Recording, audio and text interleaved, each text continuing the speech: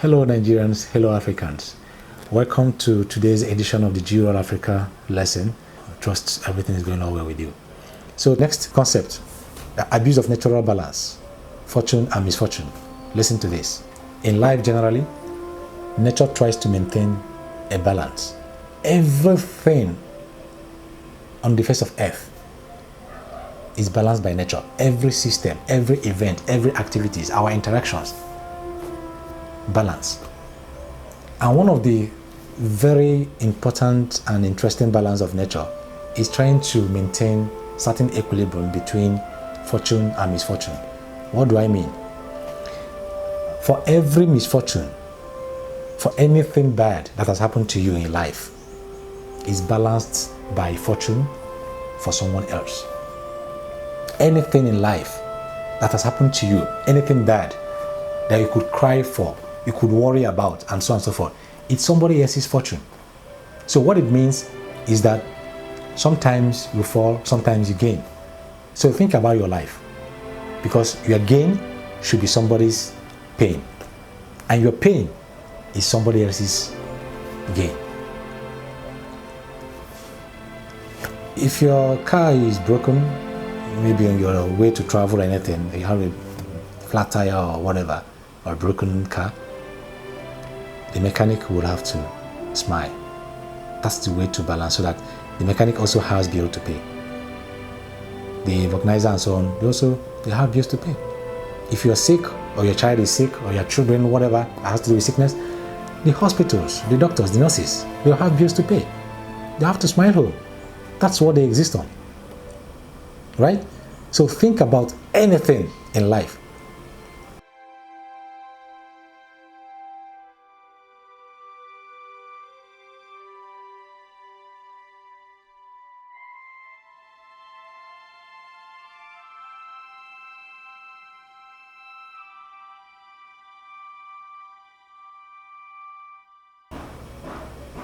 Does that make sense to you?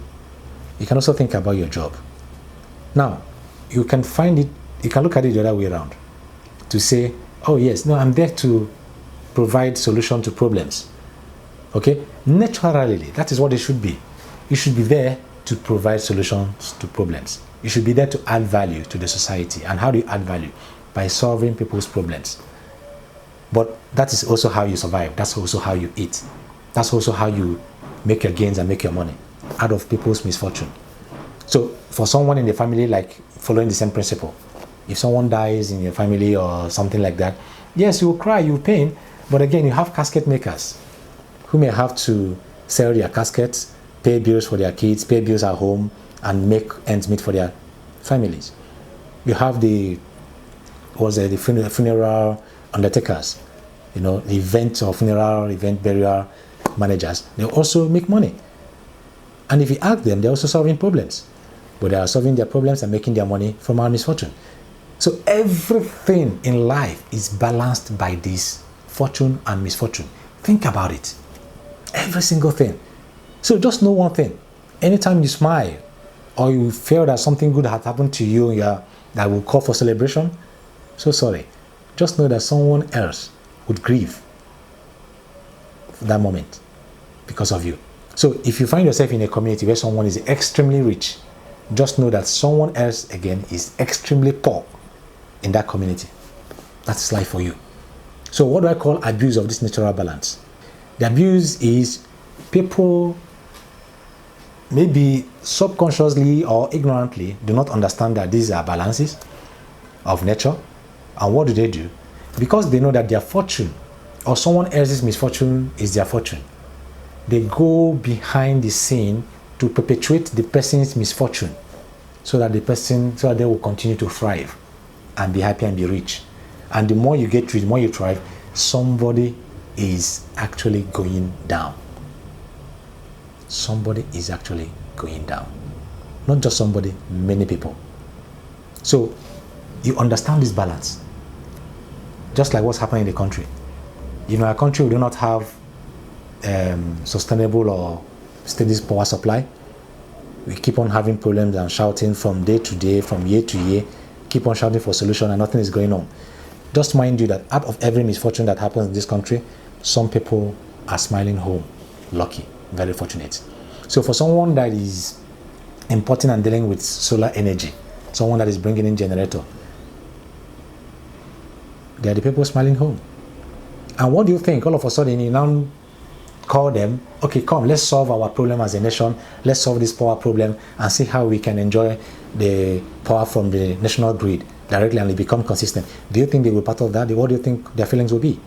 So these are the things I'm talking about. So they will go behind to sabotage the government so that there won't be power supply, because they're not making fortunes from selling solar systems, selling generator. And this is applied in every single thing. So in your own way, think about it. Every misfortune that is happening to this country, that is happening to you, is somebody else's fortune. It's a balance. It has to be balanced somewhere.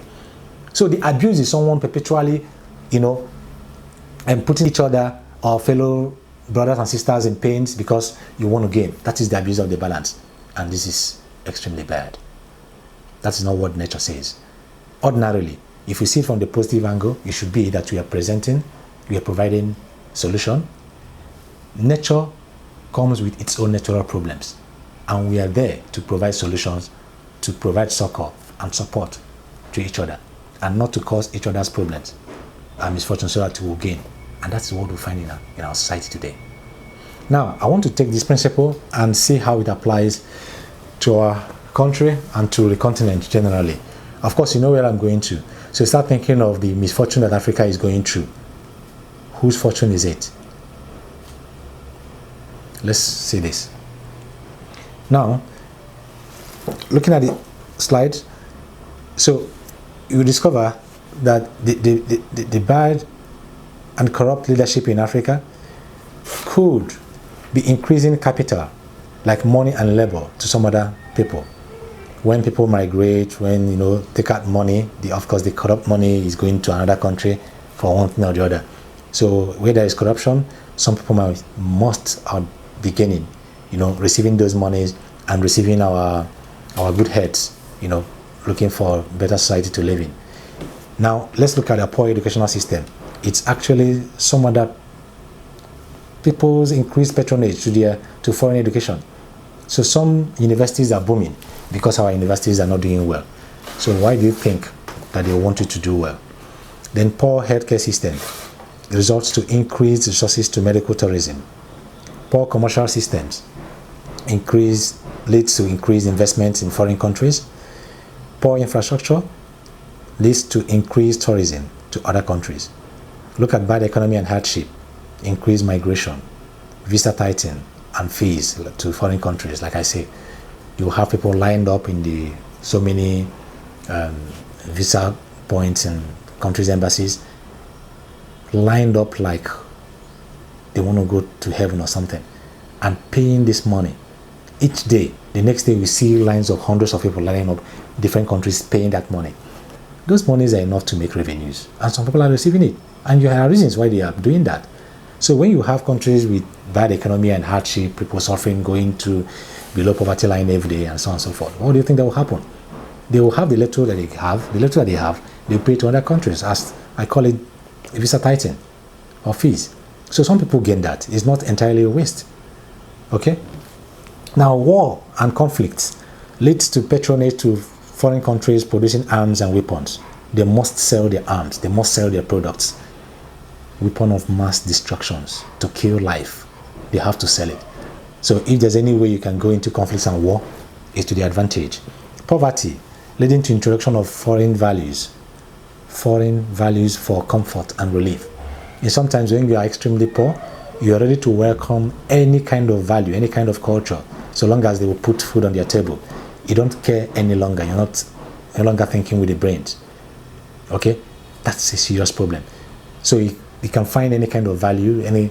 Someone can come to you and say, okay, sleep with your dog, sleep with anything, do whatever funny thing that makes you feel happy. I will give you money. Start an NGO. I will fund you, and to promote whatever culture, just because simply you want to eat. And once you are not thinking with your brain, you're thinking with your stomach. There's no how you can think of going to the moon or to build rockets, or you will lose all sanity as a human just because of that. So you can welcome any funny thing that comes as values. And this is the shortest way of losing African values and African culture in the name of making money for inviting foreign values. Now, I'll just end this to say, independence. You're independent. You're so much looking for aids, begging for one thing or the other. It's actually somebody's dependence. Some people actually depend on your independence. So it's not entirely bad. But definitely, dependence and dependence, that's how we can link the two.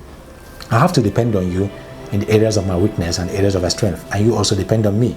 So it becomes a mutual relationship and not just one-sided in all ramifications, including in my strength. I'm also depending on you. And I summarize all this by saying the desperate desires of the international communities to sustain their fortunes turns to the helpless desire of Africans to rise above their misfortunes. And that is what it is. However, the worst of abuse of this balance of nature is seen among Africans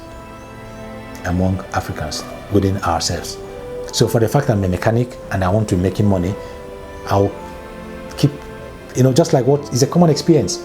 You can go to mechanic, you might be visiting a mechanic like 3 times a week for something that you think that is very insignificant, very inconsequential, deliberately causing misfortune because you're coming back to him, it's his fortune, and so many other. Look at our power system. Look, just anything about our society that is failing is somebody else's gains.